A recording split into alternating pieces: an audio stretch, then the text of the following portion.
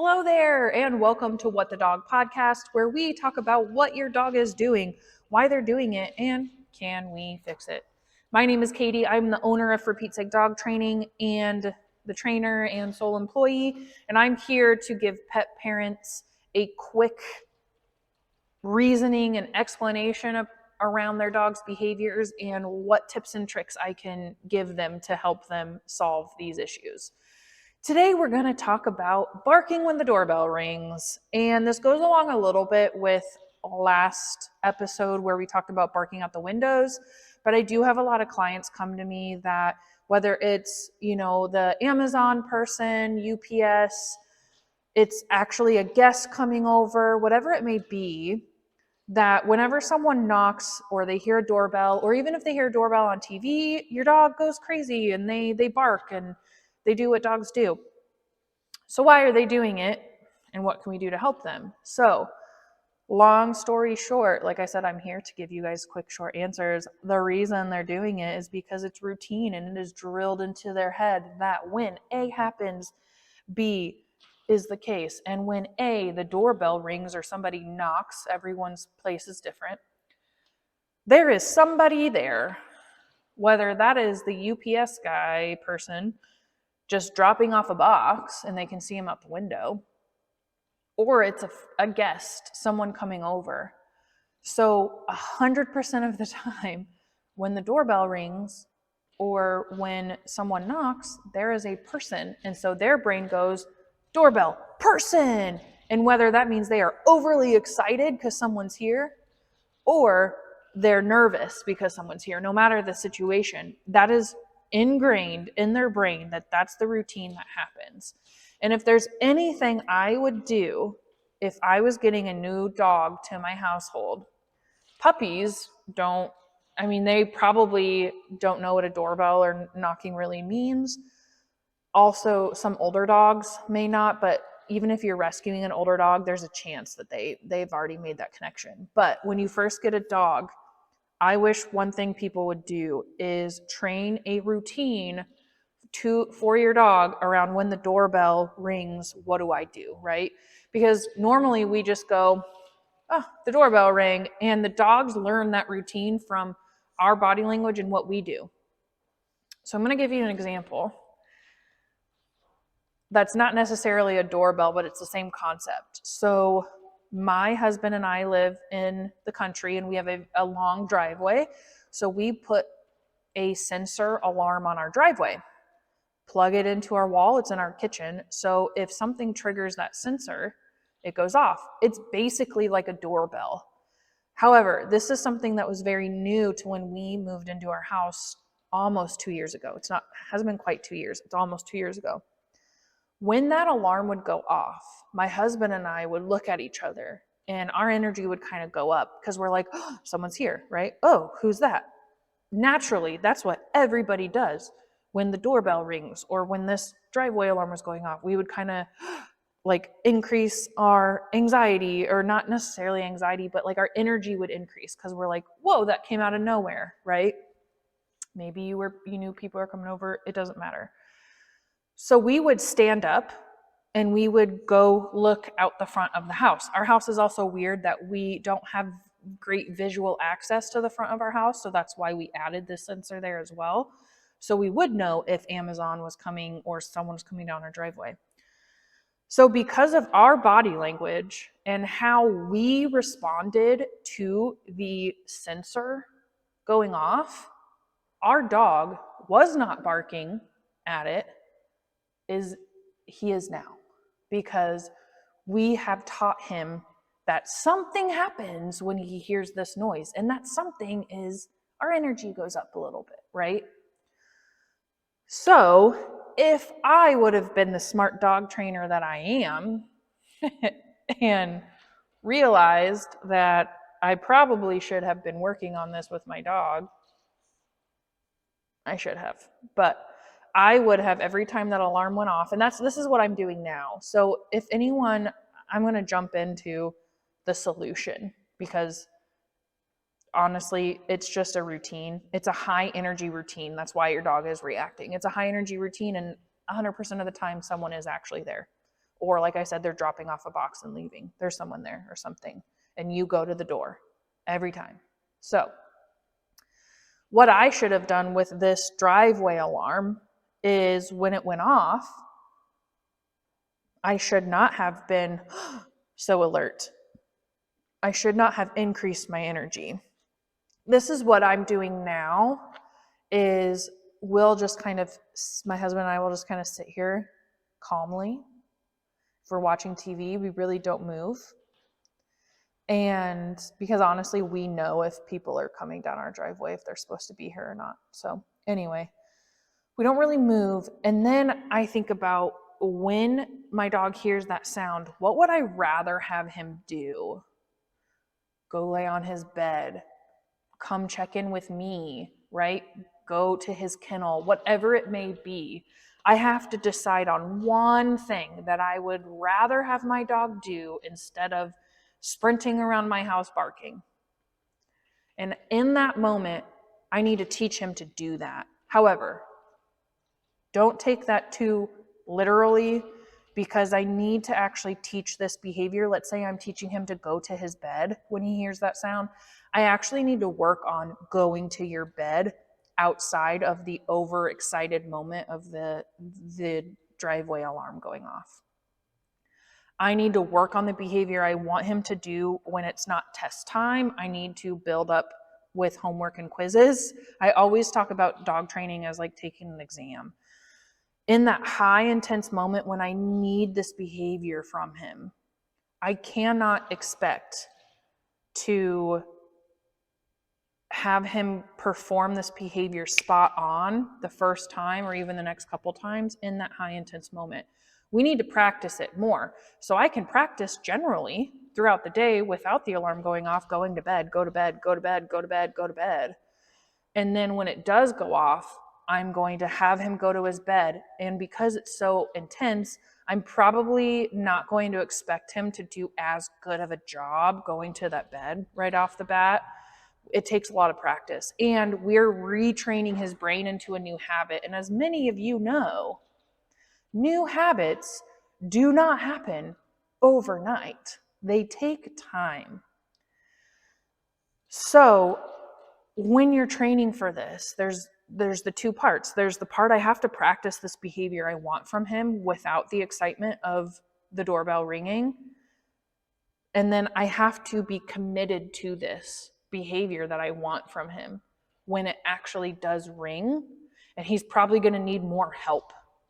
I can't expect him to just wander to his bed all by himself in that high intense moment. I'm probably going to have to lure him with some real stinky, tasty treats. Okay. So we also have to be very consistent that every single time, like for us, every single time our driveway alarm goes off, I need to be asking Pete for that behavior I want him to do. And I also need to keep my energy low. Because if I'm like, oh my gosh, someone's here, blah, blah, and I'm wandering, I can't even talk because of my energy just increased so much. If I'm just going crazy, amplified around the house, like my dog's going to read that energy too, and they're going to be crazy amplified. So I have to chill myself out, help my dog in that moment, make it easier for him to focus, right? So to round up, I told you these are short. Why your dog is acting the way they are when the doorbell rings, or like for me, when my driveway alarm goes off, is because I taught them to act that way because it's routine. And I've taught them because every single time it happens, someone's there. Now, you can also help by desensitizing your dog to that sound. Knocking, doorbells, whatever it may be. If you practice, so like our driveway sensor is a little hard because I can't push a button all the time to just have it go off. Like sometimes what I'll do with clients who are, their dogs are very triggered by knocking or the doorbell, I can knock on a wall when no one's at the front door. And half the time those dogs will bark and go crazy. So and then I go put the dog to the bed, I open the door, and I act like someone's here, but no one is actually there. So if I'm also practicing using the doorbell or knocking, whatever it would be, as an addition to teaching my dog what I want them to do when it happens, but no one's actually there, then it's like, well, I hear the doorbell, and like half the time someone's here and half the time someone's not, right? So that's also something I have my clients do, is desensitize to the sound that's triggering them. That way it's not 100% of the time someone's here. Maybe it's like 60% of the time someone's here. I've also been saying someone's here a lot, so I do apologize if anyone's listening to this around their dog and they keep barking and going after the door. My bad. I just realized I did that throughout this entire podcast. So sorry guys, sorry dogs. No one is H-E-R-E. No one is. So you may be saying, okay, this is all fun and games, but when someone is actually here, then their behaviors go back. Yeah, maybe once the doorbell rings and I can get them to their bed, but once the person walks through the door, boom, they're right back at it. Okay, here's my answer to that. What else are they supposed to focus on in that moment? If you're like, I just want them to lay on their bed calmly. Do you have a 4-year-old chocolate lab? That's probably not going to be realistic. Do you have a 12-year-old mastiff? Okay, that's probably more realistic, right? So you have to realize your dog as an individual and just how they naturally are, and help them through those emotions. So when they do see somebody, they will get excited. And that's when we go to training of not jumping on people. And again, sometimes just as simple as giving them something else to focus their energy on besides the big event that's happening at the door of someone being here. Like, that's where all the energy in the room's going, right there. So how do we expect them to just ignore that energy when that's not who they are, right? So it's very hard for you to take a very loving, high energy dog and say, I want you to not love people so much, right? Or same with anxiety. If you have a dog who's anxious when those things happen, I want you to not be so scared. And like, we can work through all of that, but we may need to help them with some physical items that can help keep their attention elsewhere. So I know I just gave away all my secrets, but you know what? Y'all deserve it.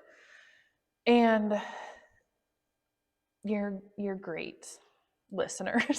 So speaking of, if you guys want me to talk about anything specific, or if you have any additional questions after a podcast, feel free to comment those, answer my question if there's anything you want to talk about. And if you need more help, shoot me your email address and I can email you as well.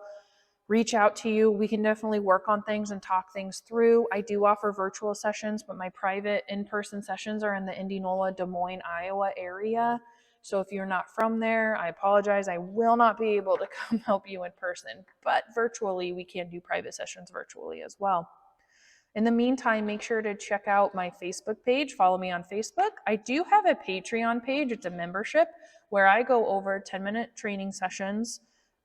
Honestly, they're usually 15 to 20-minute videos, but we're talking about doing something minimal for about 10 minutes. And in May, so this is end of April right now, I'm doing a Stay All May on my Patreon page where every week I'm going to be posting a new level of the stay behavior. Now I would call this probably beginner level stay. However, if your dog has an intermediate stay and you just want to advance the skills, I think it'd be great for you to be part of that as well, because generally, if you have an intermediate stay, you probably can take what I'm doing and advance it a little bit more than what I'm doing, but under the same concept. So each week is going to be a new level of stay, and I'm trying to do things like that each month. I'll probably have like a behavior theme, and then each month we work on that behavior each week. I'm also uploading different brain games and feeding activities every week as well on that Patreon. So that is patreon.com/for Pete's sake, FUR, for Pete's sake. Or just go to my website, www.forpetesaketraining.com, and you can learn all about my different training programs there. And there are links to take you everywhere that you would magically need. So thank you all again for coming to my not TED Talk, but my podcast. And again, talking about what the dog is doing. As always, I love you guys. Thank you for listening. And I hope that I helped you understand some answers as to why your dog is behaving the way they are, and maybe gave you some ideas and helpful insights as to what you can do to help your dog. Remember, you're changing habits. When you're training, you're changing habits. So it takes some time to work on these things. So patience for us Padawans is very important. All right. You guys take care, and I will see you on the next podcast episode. Have a good one.